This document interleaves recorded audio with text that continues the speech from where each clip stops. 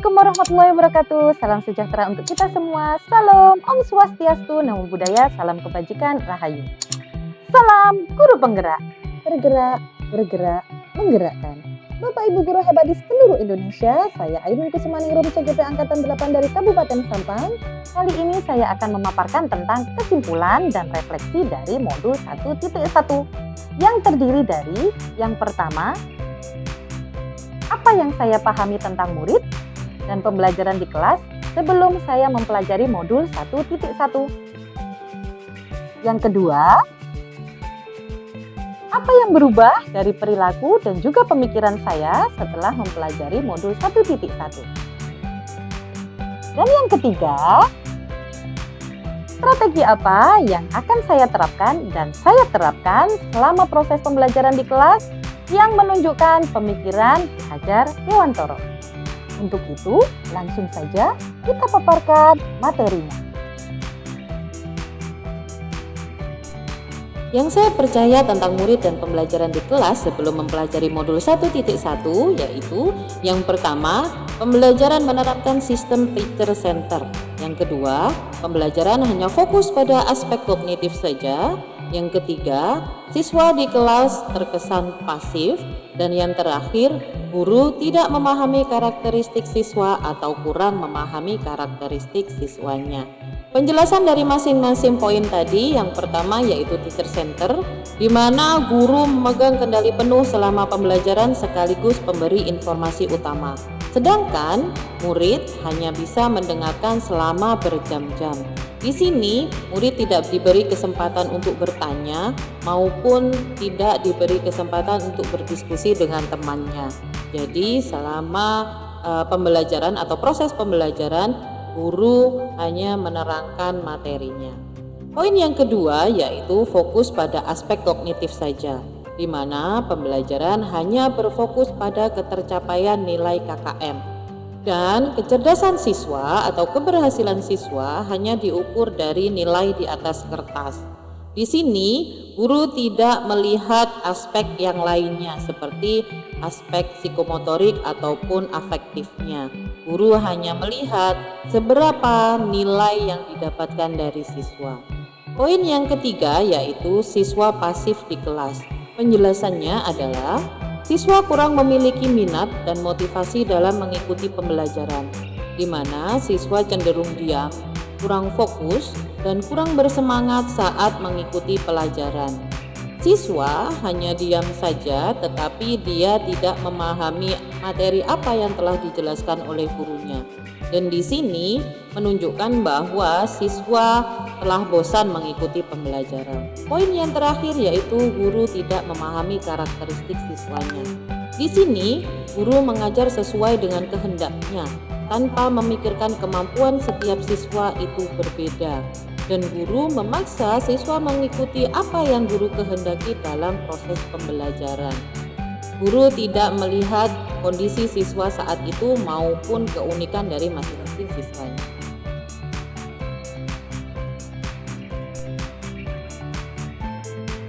Itu tadi materi tentang apa yang sudah saya pahami tentang murid dan proses pembelajaran sebelum saya mempelajari modul 1.1.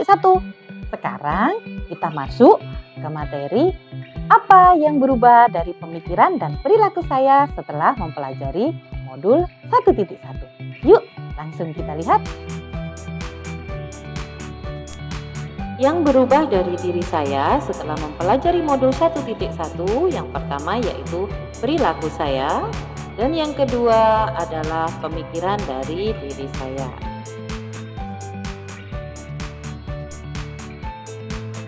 Pemikiran yang berubah dari diri saya setelah mempelajari modul 1.1 yaitu yang pertama, bahwa pembelajaran berpusat pada siswa ataupun student center. Yang kedua, menghargai keunikan dan karakteristik peserta didik setiap siswa itu perlu. Yang ketiga, guru bukanlah satu-satunya sumber belajar bagi peserta didik. Sedangkan perilaku yang berubah dari diri saya setelah mempelajari modul 1.1 yaitu yang pertama, menerapkan pembelajaran sesuai dengan kodrat zaman. Kita sebagai seorang guru harus bisa merancang pembelajaran yang berpusat pada siswa dengan memfasilitasi dan menyajikan berbagai alternatif metode atau strategi dan juga model pembelajaran yang relevan dengan tuntutan kodrat keadaan atau kodrat zaman, dengan menekankan pembelajaran abad 21 agar siswa dapat berpikir kritis, kreatif, kolaboratif, dan juga komunikatif. Selain itu juga menggunakan alternatif IT dalam pembelajarannya. Yang kedua, membangun karakter anak. Kita harus bisa mencermati bakat siswa dengan menuntun sesuai kodratnya, serta membangun karakter siswa melalui pembiasaan-pembiasaan yang baik. Dan yang terakhir yaitu membangkitkan minat siswa. Kita harus bisa menerapkan pembelajaran yang inovatif dan menyenangkan agar dapat merangsang dan membangkitkan motivasi serta semangat siswa untuk terus belajar sesuai dengan bakat dan minatnya. Nah, sekarang kita masuk ke pembahasan yang ketiga. Strategi apa yang akan saya pakai untuk proses pembelajaran di kelas yang menunjukkan pemikiran Ki Hajar Dewantoro? Yuk langsung saja kita simak. Strategi yang segera akan saya terapkan agar pembelajaran di kelas saya mencerminkan pemikiran Ki Hajar Dewantoro yaitu sebagai berikut. Yang pertama, saya menerapkan pembelajaran yang sesuai dengan kodrat zaman dan keadaan siswa. Di sini saya memakai media-media pembelajaran yang memang lagi hits di anak-anak atau sudah biasa anak-anak pakai, yaitu yang utama adalah memakai laptop dan juga komputer, serta memakai aplikasi-aplikasi lain yang memang sering anak-anak pakai.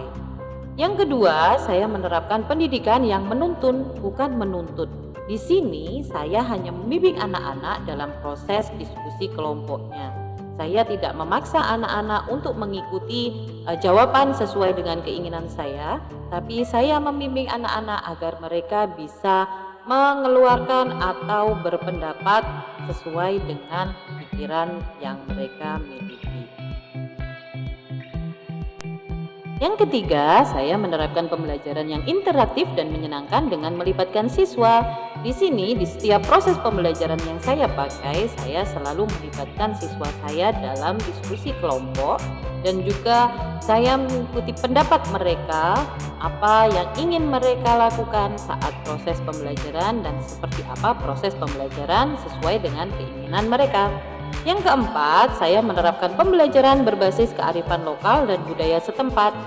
Di budaya masyarakat, kearifan lokal atau budaya yang paling unggul, yang paling diminati atau budaya yang paling melekat adalah tentang ketuhanan atau religius. Di sini saya selalu mengajak anak-anak untuk membaca Yasin saat awal pembelajaran. Jadi, saya selalu menerapkan bagaimana kita memulai sesuatu dengan diawali berdoa atau selalu melibatkan Tuhan dalam setiap pekerjaan yang kita lakukan. Yang kelima, saya menerapkan konsep Merdeka Belajar dalam proses pembelajaran saya dan mengintegrasikannya dengan profil pelajar Pancasila. Di sini saya tunjukkan contoh proses pembelajaran saya saat melaksanakan praktek atau saat pembelajaran praktikum. Di sini anak-anak belajar sesuai dengan kemampuan mereka masing-masing dan mereka mengerjakan sesuai dengan keterampilan mereka. Nah, sekarang kita masuk pada kesimpulan dari materi pada modul 1.1 yang sudah kita pelajari. Yuk, kita simak langsung kesimpulannya apa ya?